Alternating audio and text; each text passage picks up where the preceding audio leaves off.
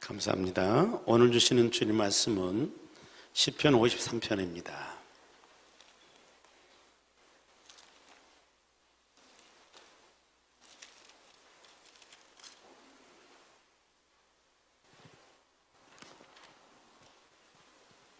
시편 53편 1절부터서 마지막 6절까지 말씀입니다. 우리 다 같이 합독하시겠습니다. 어리석은 자는 그의 마음에 이르기를 하나님이 없다 하도다. 그들은 부패하며 가증한 악을 행하며 선을 행하는 자가 없도다. 하나님이 하늘에서 인성을 굽어 살피사 지각이 있는 자와 하나님을 찾는 자가 있는가 보려 하신즉 각기 물러가 함께 더러운 자가 되고 선을 행하는 자 없으니 한 사람도 없도다. 죄악을 행하는 자들은 무지하냐? 그들이 떡 먹듯이 내 백성을 먹으면서 하나님을 부르지 아니하는도다. 그들이 두려움이 없는 곳에서 크게 두려워하였으니 너를 대항하여 진친 그들의 뼈를 하나님이 흩으심이라. 하나님이 그들을 버리셨으므로 내가 그들에게 수치를 당하게 하였도다. 시온에서 이스라엘을 구원하여 줄 자 누구인가? 하나님이 자기 백성의 포로된 것을 돌이키실 때에 야곱이 즐거워하며 이스라엘이 기뻐하리로다. 아멘. 할렐루야. 주의 평강이 우리 모두에게 함께하기를 축원합니다. 명절들은 잘 보내셨죠? 행복하셨습니까? 오늘 저는 또 행복한 마음으로 유모를 소개하겠습니다. 집사님이 저한테 보내주신 그 유모인데 소개해 올려드립니다. 지금 시대는 아닌 것 같은데 조금 된 시대의 이야기 같은데요. 어느 집에 대학을 나온 그 며느리가 시집을 왔습니다. 당시에 대학을 나왔다고는 상당히 공부를 많이 한 그런 사람이죠. 그런데 대학은 나오긴 나왔지만은 살림하는 데는 좀 엉망입니다. 그래서 시어머니가 늘 잔소리하는 거죠. 이렇게 해라. 아예 그것도 안 되냐. 잔소리하니까 이 대학 나온 이 며느리가 상당히 스트레스가 쌓인 겁니다. 그래서 어느 날 폭발한 거예요. 어머니, 대학도 못 나왔으면서 대학 나온 며느리한테 잔소리 하깁니까? 하고 어머니께 폭발을 했습니다. 어머니가 아무 말도 못하고 그냥 기가 폭 죽었는데 그 후로 시어머니가 무슨 이야기만 하면 대학도 못 나왔으면서 대학 나온 사람한테 이렇게 하깁니까? 라고 늘 이야기를 하는 겁니다. 그래가지고 참다 어느 날 남편에게 이야기를 한 겁니다. 여보, 며느리가 나를 대학도 못 나왔다고 이렇게 구박하네요. 서로 못 살겠어요. 그러니까 그 시아버지가 며느리를 부른 겁니다. 며느라 불러놓고는 하는 이야기가 너 우리 집 와서 참 고생 많이 했다. 그러니 이제 내가 부를 때까지 친정 가서 좀 쉬었다 와라 하고 친정으로 보냈어요.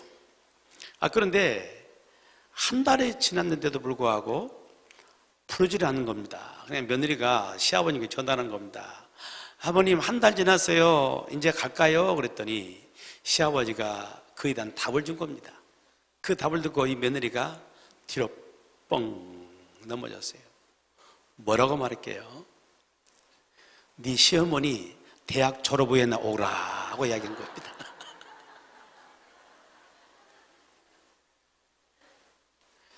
여러분, 공부 많이 한 것도 좋고 또 학력 있는 것도 좋지만은 세상이 어찌 꼭 공부로만 됐을까? 그런 지식으로만 됐을까? 인생을 살아가면서 쌓이는 연륜, 그것서 오는 것들이 엄청나게 많은 지혜를 주는 것이죠. 그래서 그냥 모든 것을 공부로 또 학력으로 이렇게 판단하고 생각하는 것, 그 자체는 어리석은 거예요. 근데 그보다 훨씬 더 어리석은 자에 대한 이야기를 오늘 성경은 우리에게 하고 있습니다. 1절 말씀 보게 되면 어리석은 자는 그 마음이 이르기를 하나님이 어쩌다고요? 없다고다. 어떤 사람이 어리석은 자라고요? 하나님이 없다고 하는 사람, 하나님을 인정하지 않는 사람, 하나님을 부정하는 사람, 무신론적인 삶을 살아가는 사람, 이게 바로 어리석다라고 이야기합니다. 왜 그런 사람이 어리석은가요? 하나님 분명히 살아계십니다. 하나님 분명히 존재하십니다. 그 하나님을 없다 하며 살아가니까 이것처럼 어리석은 일이 있냐 그 말이에요, 여러분. 우리 주변에는 그런 사람들이 상당히 많이 있습니다. 하나님 믿으려면 뭘 믿으라고? 내 주먹 믿으래. 지 주먹이 뭐라고? 예수 믿으라고 말하면은 하나님 봤어? 보여주면 믿겠어? 뭐 이렇게 조롱하는 사람도 우리 주변에는 굉장히 많이 있습니다. 하나님이 없다고 생각하며 사는 사람들인 것이죠. 근데 하나님 없다고 말하는 이런 무신론도 이렇게 말하면 노골적인 무신론도 있는데 또 하나는 실제적인 무신론자들이 있습니다.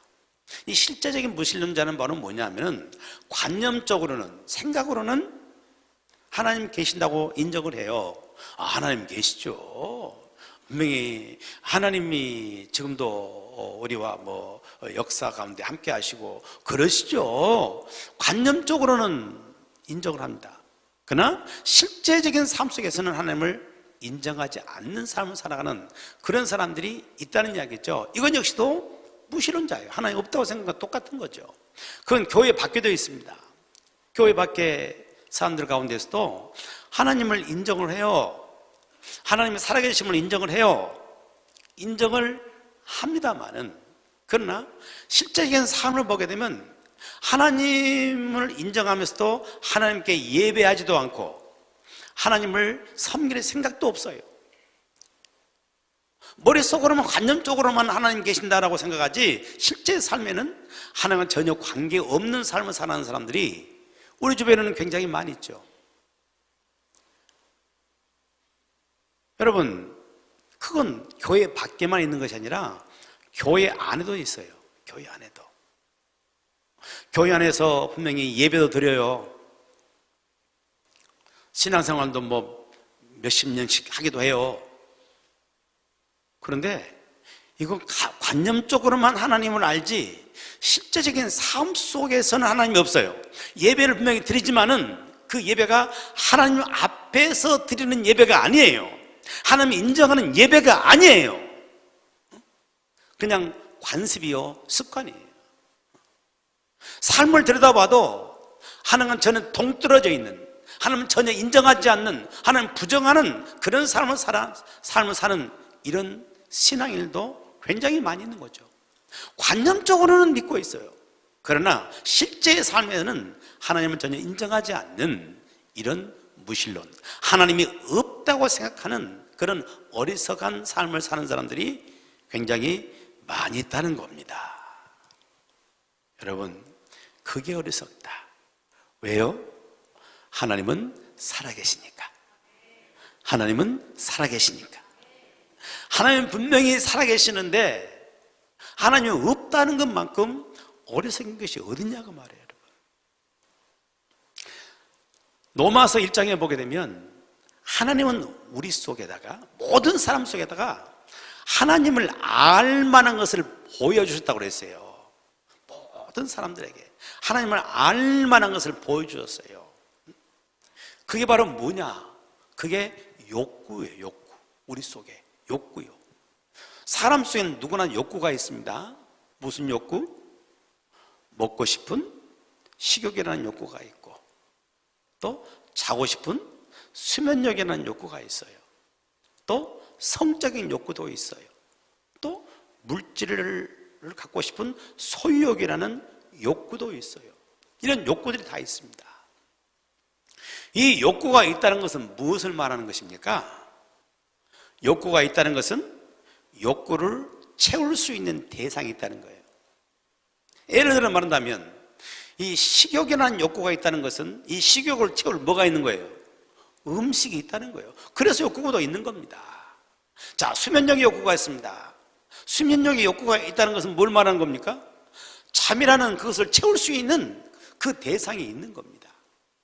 성적인 욕구도 마찬가지예요. 사람 속에 성적인 욕구가 있는 있는 것 역시도 그것을 채울 수 있는 이성이라는 게 있기 때문에 있어요. 대상이 있는 것입니다. 소유욕이라는 욕구가 있어요. 이 욕구 역시도 마찬가지예요. 이 욕구도 이 소욕을 채울 수 있는 수많은 이런 물질들이 우리에게는 널려져 있는 거예요. 그래서 이건 소욕이라는 욕구가 있는 겁니다. 그러니까 모든 욕구가 있다는 것은 뭘 말한다고요? 그걸 채울 수 있는 대상이 있다는 겁니다. 근데 사람 속에는 부인할 수 없는 또 하나의 아주 중요한 욕구가 있습니다. 그게 바로 뭐냐면은 영적인 욕구예요. 영적인 욕구. 이 영적인 욕구는 하나님을 찾는 욕구입니다. 이거는 짐승 속에는 없어요. 모든 동물 속에는 없습니다. 어떤 생명체도 없고 오직 사람에게만 있는 그런 욕구가 바로 영적인 욕구라고요. 이 영적인 욕구가 있다는 것은 뭘 말하는 거예요? 이걸 채울 수 있는 대상이 있단 말이에요. 그 대상이 누구죠? 하나님이세요. 하나님이 계시기 때문에 사람 속에 그런 욕구가 있다고 말해요. 그 모든 욕구를 갖고 있음에도 불구하고, 그 속에 영적인 욕구가 있음에도 불구하고 하나님이 없다라고 부정하며 사는 것처럼 이렇게 어리석은 것이 어디냐고 말입니다.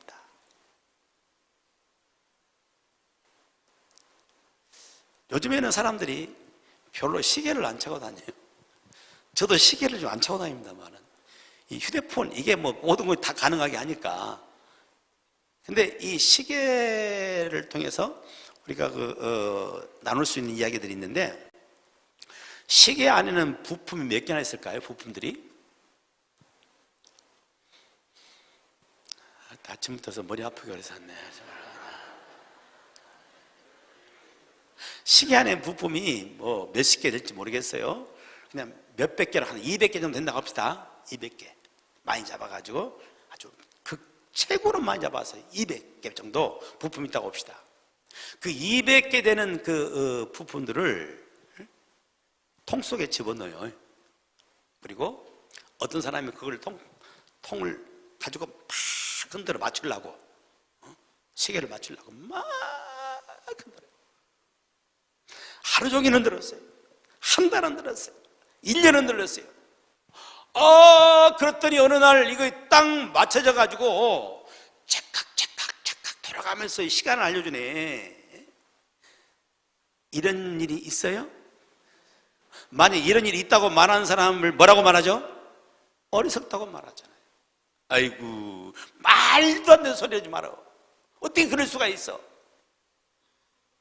시계가 이와같이 정확하게 돌아가기 위해서는 이 시계를 만드는 부품을 만든 사람이 있는 거고, 또 그 부품을 조립한 사람이 있는 거고, 정확하게 한치 오차 없이 정확하게 조립이 되져야, 그래야 시계가 제각 돌아가면서 시간을 알려주잖아요.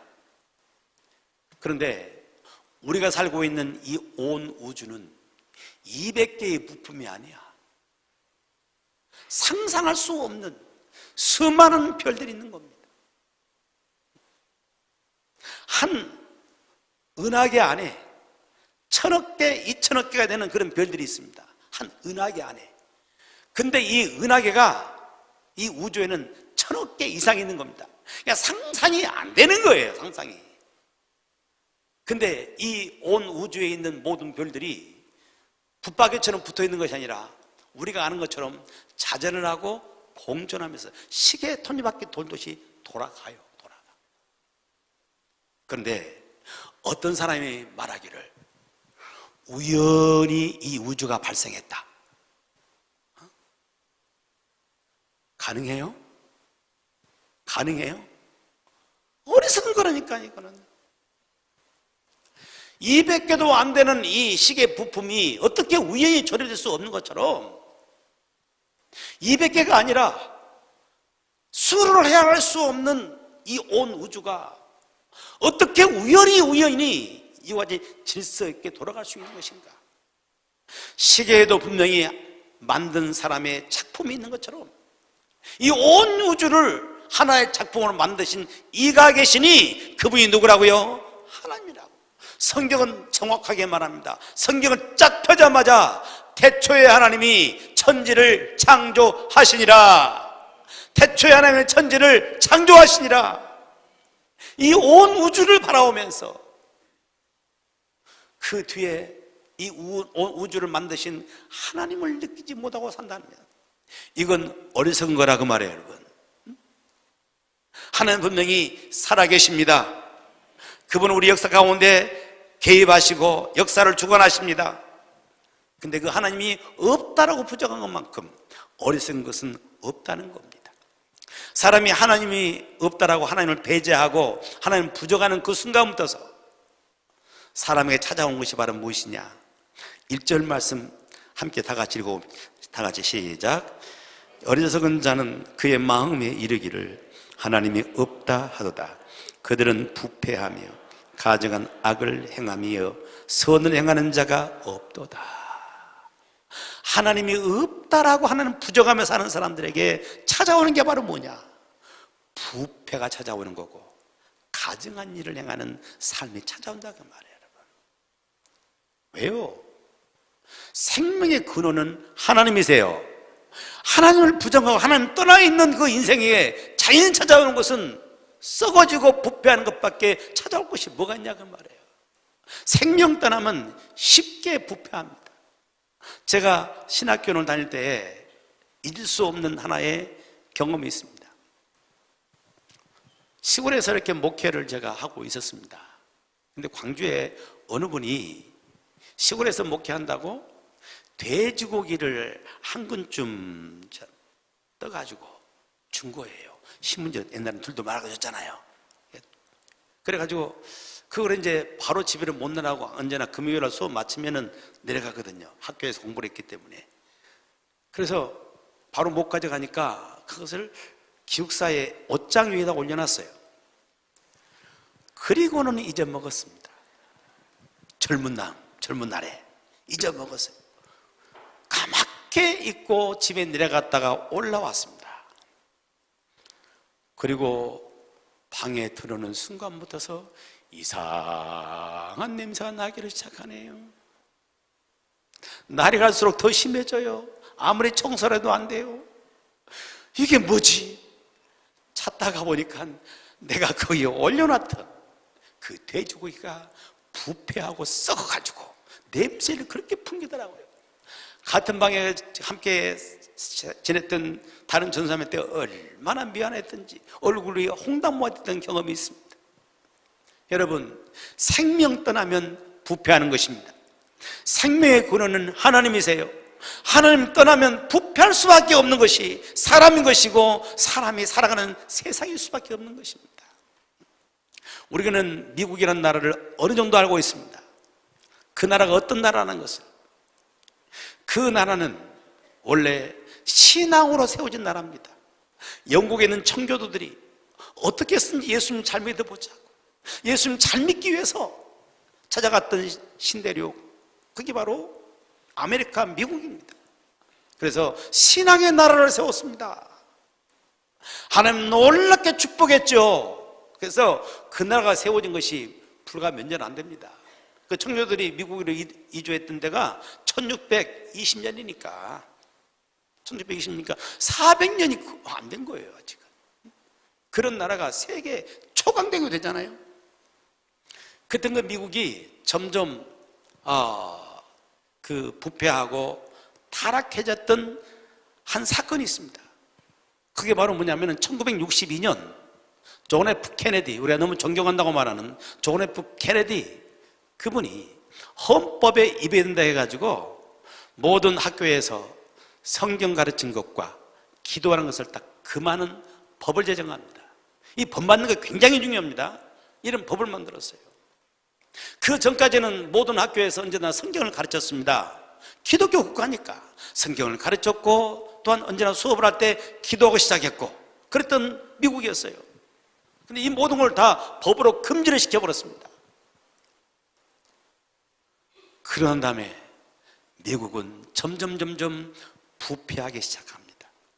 통계를 보니까 1960년대의 미국과 1980년대 미국에 대한 통계가 이렇게 나와 있는데 1960년대 미혼모 발생률이 15%였대요.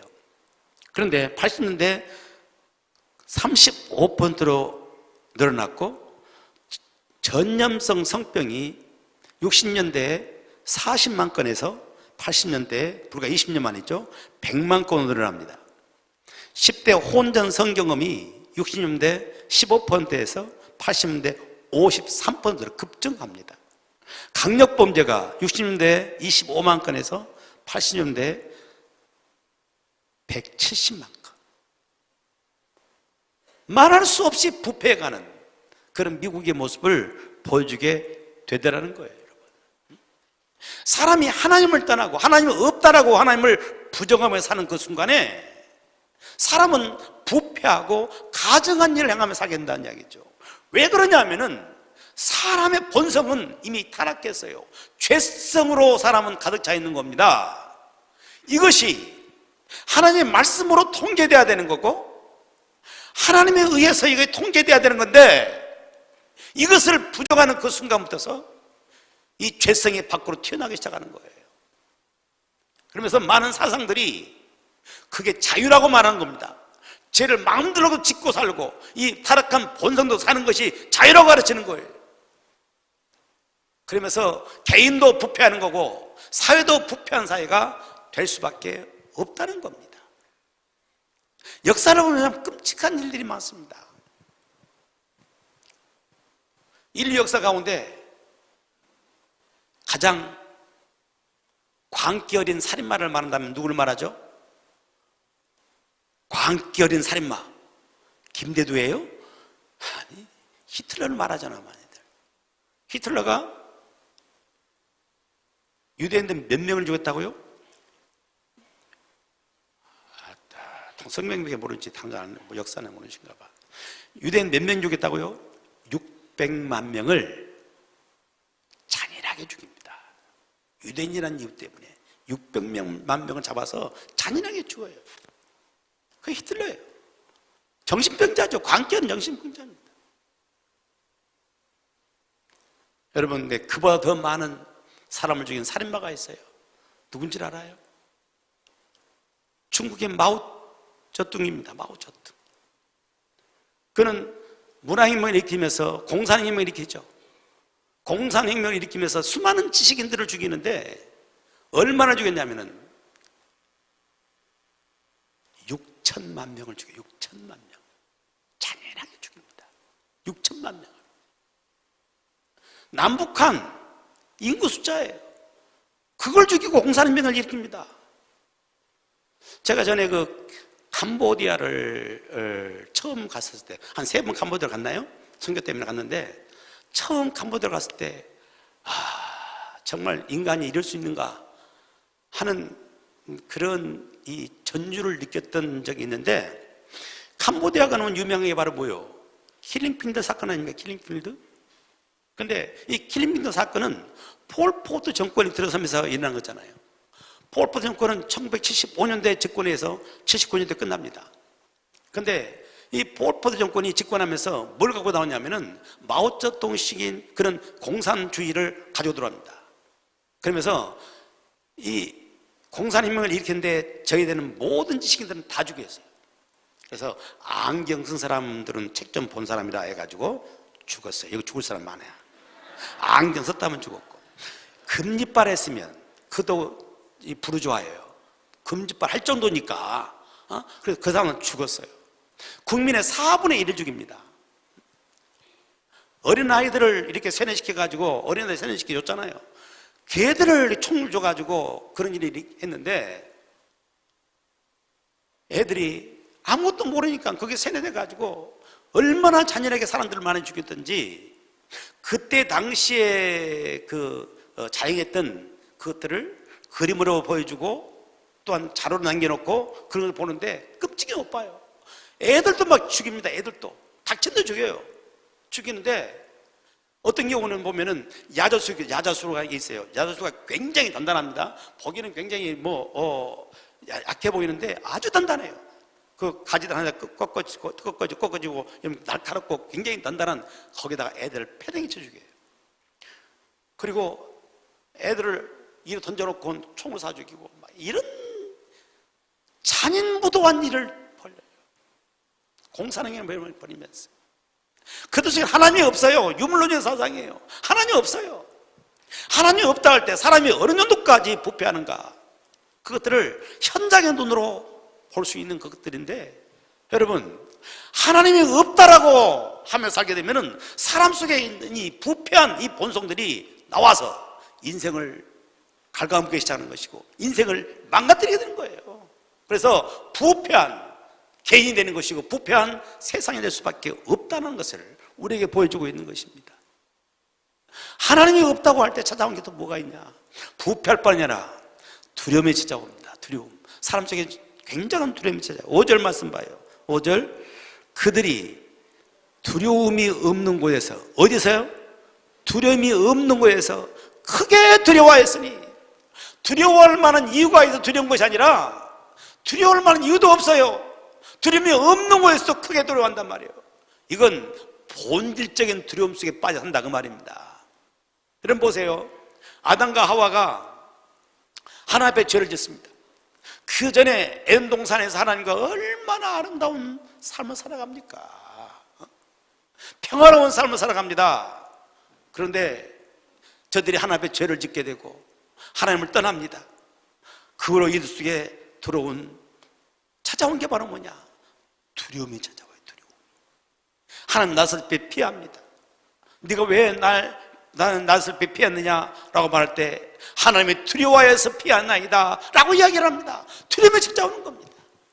하나님을 부정하고 하나님 떠나 있는 이런 인생에서는 본질적인 두려움이 찾아옵니다. 우리 생로병사라는 그런 말을 많이 씁니다. 불교에 쓰는 말입니다만은 이건 근원적으로 인간이 가지고 있는 이런 두려움인 것이죠. 근원적 두려움입니다. 태어나는 것 자체 속에 두려움이 있어요. 태어날 때부터 사람들은 죄성 가지고 태어나기 때문에 그 두려움 속에 태어나는 겁니다.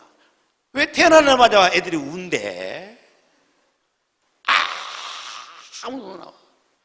두려움 속에 나온다니까. 두려움 속에서 늙어가는 것, 이거 두려움이야.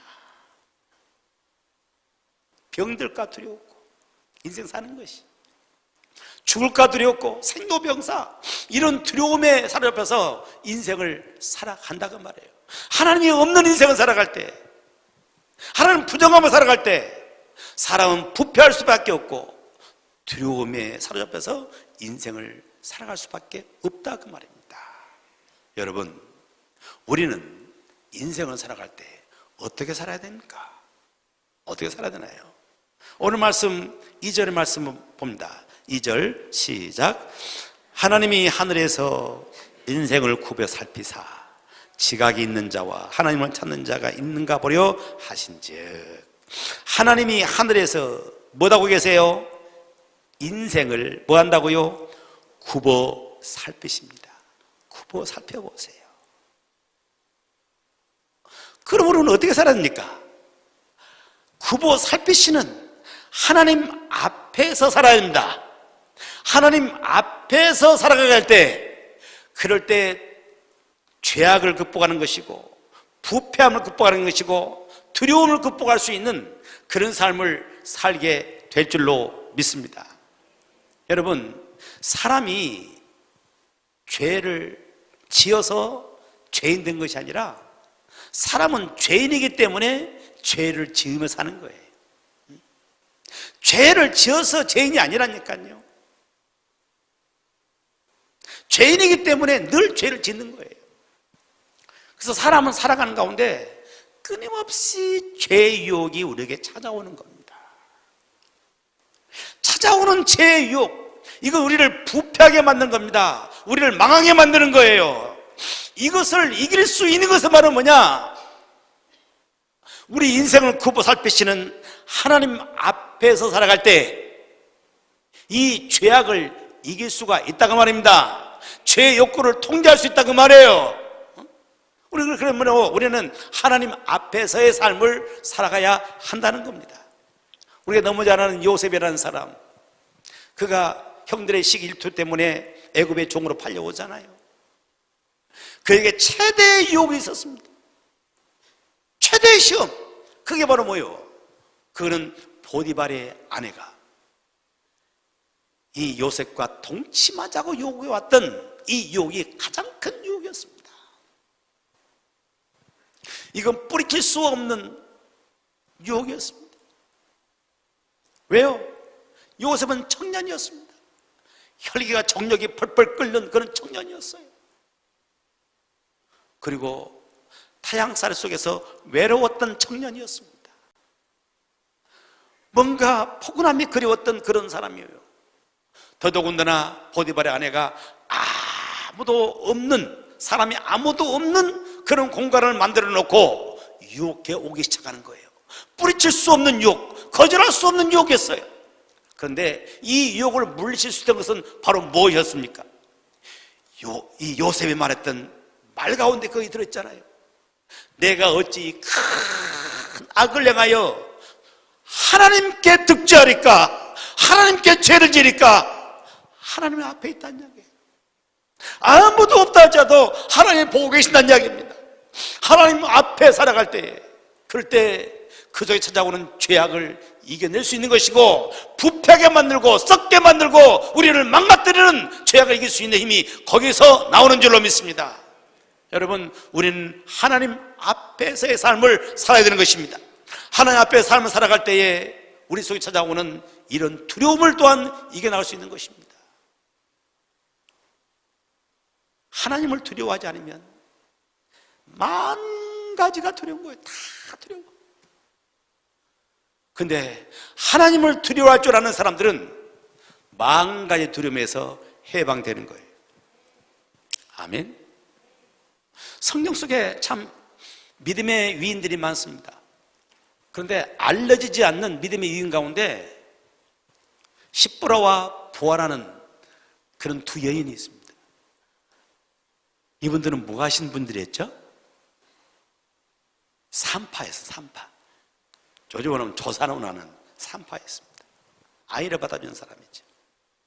근데 그 당시 애굽의 바로가 어떤 명령을 내렸어요? 이스라엘 집에 그 아이들 낳게 되면 남자아이들은 전부 어쩌기라고요? 다 죽이라는 명령을 이 산파에게 내는 겁니다. 이 끔찍한 명령을 내는 거예요. 그런데 그 산파가 그걸 들었어요? 안 들었어. 아무도 손 안 댔어요.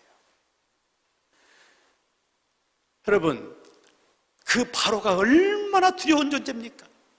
그는 신이에요, 신. 태양신이었어요. 그 두려운 바로 명령을 두렵지 않게 거절하고 이스라엘 백성들 아이들을 살려줬는데, 여러분, 그 용기가 어디서 나온 겁니까? 그들 역시도 바로 봐서 누굴 두려워한 겁니까?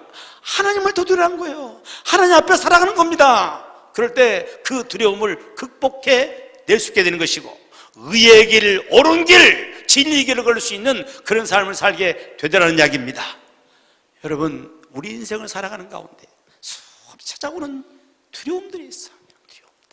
근원적인 두려움들이 있습니다. 이것을 이길 힘은 하나님 앞에 사는 겁니다. 하나님 앞에 살아갈 때 하나님은 나와 함께 하십니다. 나를 도우십니다. 나를 지키실 것이고 내 앞길을 인도하실 것이고, 어디까지? 저 영원한 하나님 나라까지 나 인도하실 것입니다. 나는 그것을 오늘 믿기에 우리 속에 찾아오는 수많은 두려움을 극복할 수 있는 그런 삶을 살게 되는 겁니다. 세상에서 가장 어리석은 사람은 하나님이 없다고 말하는 사람이에요. 하나님 분명히 존재하는데 그분이 없다고 말하는 것만큼 어리석은 것이 없는 것입니다. 하나님을 부정하고 하나님을 떠나게 할 때 생명의 근원을 떠나기 때문에 사람은 부패할 수밖에 없고, 그 부패의 끝이 언제 알 수 없을 만큼 부패할 수밖에 없는 것이고, 그리고 온갖 두려움에 빠질 수밖에 없는 겁니다. 그러므로 우리는 하나님 앞에서 살아야 돼요. 하나님 앞에서 살아야 돼요. 하나님은 모든 인생을 굽어 살펴보고 계십니다. 그분 앞에 살아갈 때 우리 속에 찾아오는 죄악을 이기게 되는 것이고, 우리 속에는 두려움을 극복하면서 하나님과 더불어 아름다운 인생을 살게 될 줄로 믿습니다.